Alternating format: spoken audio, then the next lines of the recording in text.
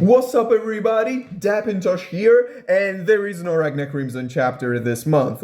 But do not panic, because the one we're talking about today is a special chapter. It's the one that was released in two parts alongside the Blu-rays of the anime, and it's titled Dornia vs. the Argentum Corps.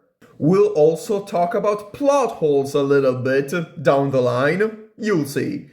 The chapter is set concurrently with Chapter 1 of the manga series and Episode 1 of the anime series. It starts in a town in the north of Lese, of the Kingdom of Lese, and this town is called Esgoza. We see at the beginning Hugo informing Isaac of the fact that somehow there are some explosive devices, some bombs that apparently disappeared. They don't really know what's up with that, but they'll find out soon enough. Nearby we see Christopher training the troops and Shin among them.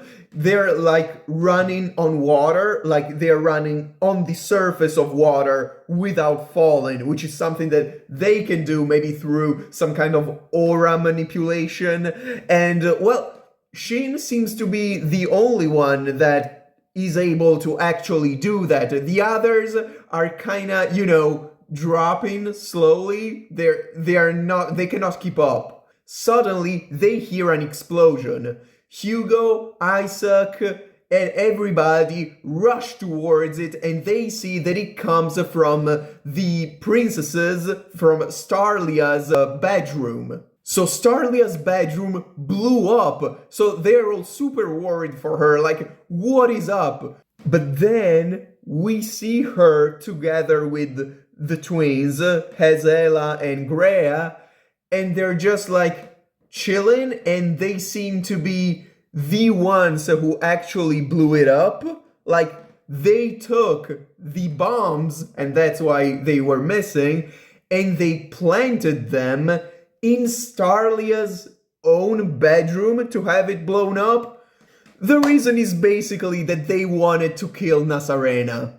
Like, they planted bombs so that when Nazarena would come and change sheets, she would die. So I want to open a brief parenthesis here. So Starlia really wants to kill Nazarena, because we know that Nazarena and Starlia met for the first time in the year 485, when Starlia was 3 years old, and at that moment, like, Starlia was very, very aggressive towards Nazarena. She didn't want to have a tutor. She actually tried to kill her. But then in an extra in volume 10, it is revealed that by the year 488, so when Starlia was 6 years old, she did not want to kill her as much anymore. That being said, we see Starlia attacking Nazarena, like when she shoots her arm towards her. But, I mean, I've always interpreted this scene as, okay, yeah, she is attacking Nazarena, but like, since it's a frontal attack, she knows that Nazarena can block it or dodge it or something, and it wouldn't deal as much damage if Nazarena were hit. But here, Starlia had no way of knowing for sure that Nazarena would have noticed the bombs were she actually in the bedroom, which she was not. We know it, of course, that she's not dead. So Starlia actually tried to kill Nazarena as late as, like, chapter 1 of the series. Like, this is grim. Isaac's reaction is like, what, again? Like, this year you were supposed to become an adult, so I thought you had stopped with this kind of shit, but you're doing it again, Starlia? So Starlia, yeah, she actually does do this thing, like, pretty regularly. She does try to kill Nazarena, like, for real.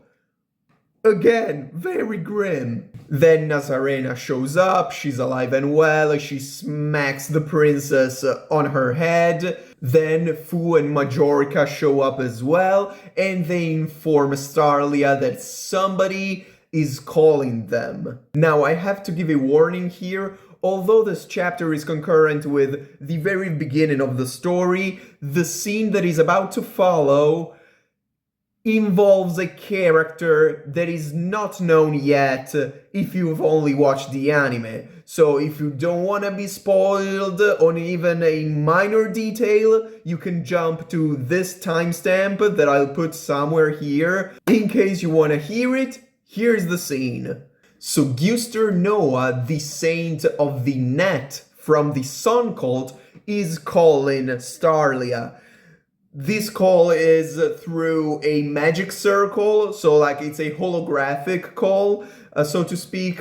So apparently Guster Noah had given Starlia some kind of terminal, like either a PC or a smartphone or some kind of device with which they could speak, but Starlia threw it away, she doesn't care. Guster Noah proceeds to offer her a position in the Sun Cult, like as a saint, as a dragon scourge, but she refuses, and she says that she had already refused half a year prior. Guster Noah then warns her about the fact that dragons are not only acting strange in Leze, but in the entire territory of the Bloodline of Wings, so something is brewing up. So, welcome back to the people that skipped this last scene. Now we go on to that night. We are in the night of February 27th. The Argentum Corps is in defensive position around Esgoza because the dragons are acting weird. Isaac receives the communication that on that day at 5 p.m. the city of Dona Pieru fell to the dragons, and informs the princess, which tells him, okay, but we do not tell this to the troops, because it would kill morale, and because some of them, including Hugo by the way, are actually from Dona Pieru, so that would be harsh for them, so we keep it quiet for now. And the dragons actually attack the city. At the beginning, it's just like normal, low-level dragons, but then a figure is spotted in the distance, an approaching one, and that figure is none other than Dornia, the 9th-ranked dragon in the Bloodline of Wings. He is the spiked bed dragon, which means that he can eject black balls that then sprout spikes and injure people and soldiers and whatnot and damage buildings. So he does that, and it's a huge damage to Esgoza. And as Christopher puts it, they, like the soldiers, the Argentum Corps, they are trained and they can pretty much survive that. However, the people of Esgoza, well, they are dying, like, in massive numbers. Our boy Shin attacks Dornia frontally, but he's stopped by the spikes that Dornia can sprout from the ground, but manages to distract him enough for Garm to actually land a blow on him, like Garm actually slashes Dornia here on the back. And here Dornia comments with, oh, so Zora was right, you're very strong soldiers. And then he turns into a dragon. Now, in the original series, we never see his dragon form. We never see it, neither in the present, nor in the future of future Ragna. This is the only time. Nazarena and Fu also show up, with Fu being able to weaken Dornia's magic with his absorption, you know, his magic draconic hand. So while Fu stays in position, absorbing Dornia's magic, Nazarena, Shin, Garm, and then even Hezela and Greya can attack all at once Dornia. Dornia notices this, of course, and attacks Fu.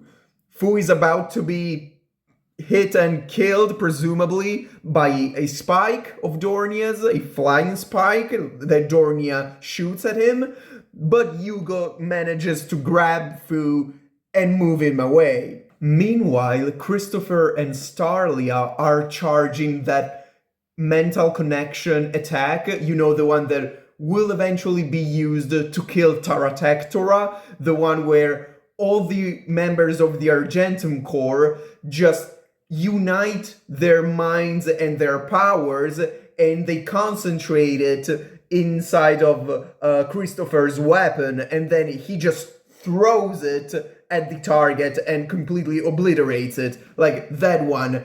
They're charging that. When Dornia notices this, he emits a huge spike and shoots it right at them. So the two things, the weapon of Christopher's and the spike from Dornia's, are about to clash. And at that time, a dragon, a lower class dragon, just comes out of the ground and attacks Starlia, slashing her back.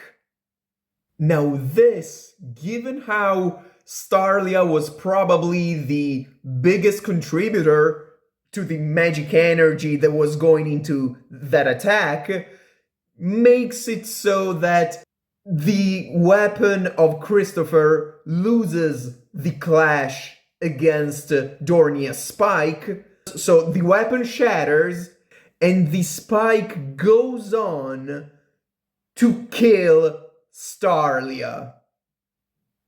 And probably Christopher as well. Or at least this is what happened in the original timeline, the one of future Ragna. So here is where I wanted to talk a little bit about plot holes. You know how under the cover of each volume, each physical volume of Ragna Crimson, the author reveals some kind of behind the scenes about the characters? Well, under the cover of volume 3, the author, Daiki Kobayashi, acknowledges a plot hole. So basically, in chapter 9, we see Dornia in the future of future Ragna. But it's weird because the future changed when Ragna received his powers and was able to kill Grimvelta or Grimwelta, whatever you want to call him. Anyway, but Dornia was not fighting there in Lonavera. He was elsewhere. He was fighting not Ragna, he was fighting the Argentum Corps, and he was supposed to have been killed by the Silver Princess, the Silverware Princess, Starlia. So it's weird that in chapter 9, which is set in future Ragna's time, Dornia is still there. The author explains that he didn't really want to introduce a new dragon and think up like its design and everything, so he just thought that, oh yeah, I'll just keep Dornia and then say that it's the butterfly effect, basically. Let's say that because of future Ragna's travel to the past, some things changed and they had consequences, maybe like an indirect consequence of an indirect consequence. And not only things changed in Lonavera, where present Ragna received new powers, bigger powers, but also elsewhere, wherever Dornia was fighting, which we now know to be Esgoza. Now this chapter, this extra chapter, actually tells us the specific reason for why that happened. Because, as we've talked about, in the original timeline, Starlia died, and probably all the rest of the Argentum Corps as well, I assume at least. It's not really elaborated on, because after this scene where we see Starlia being completely, like, blown to pieces almost, we are explained that the Lesser Dragon, which attacked Starlia, made her lose focus, so made the attack less powerful and made it lose to Dornia's attack, which then killed Starlia. That dragon was one of the dragons born from Grumwelt's blood.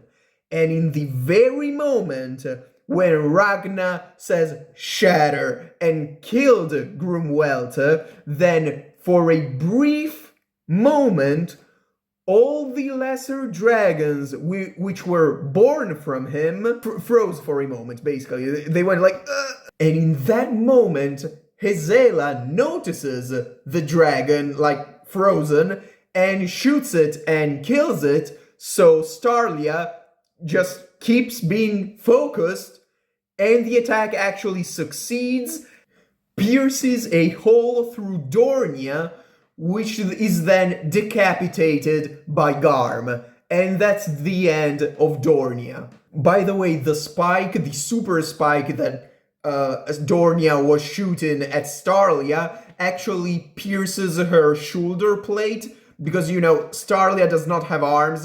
She has like silver shoulder plates and a silver armor as hands, as arms.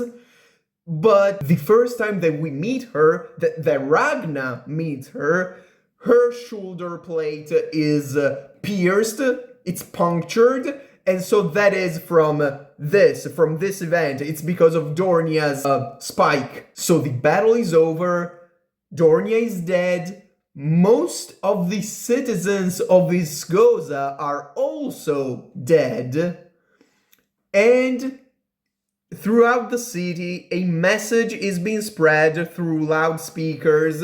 It says that citizens should all gather to the capital, which we know, of course, it's because by this point, Ultimatia had already talked to the king of Leze, and the king was already under her control, and she wanted to gather most people as possible in the capital so that she might kill them silently with all that thing that she does, like with the barrier of Nebulum. But Starlia does not fall for it.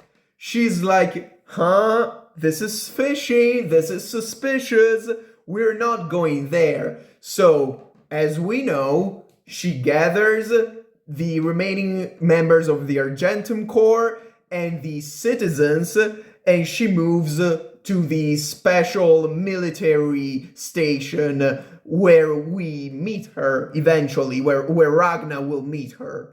So this is the special chapter. It explains how Dornia is still alive in future Ragna's timeline, even though he had nothing to do with Ragna being strong or weak in Lonavera. Now, is the explanation a retcon? Yes. Is it stretched?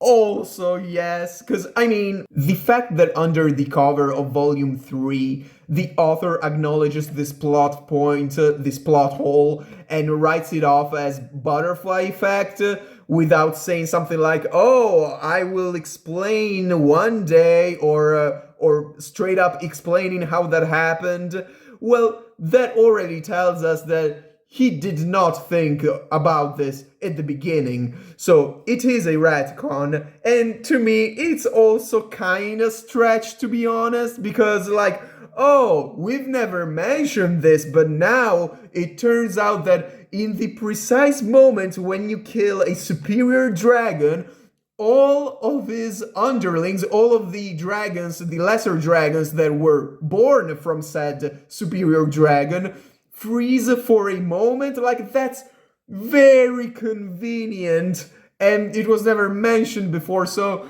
it's kind of a stretch. We have to admit that. Not that I don't like this chapter. I actually like that he went back and was like, okay, now I have to find an explanation, because I was pretty annoyed of that plot point. I was pretty annoyed that he just wrote it off as butterfly effect. So I like it overall. I have to recognize, though, that it is pretty stretched.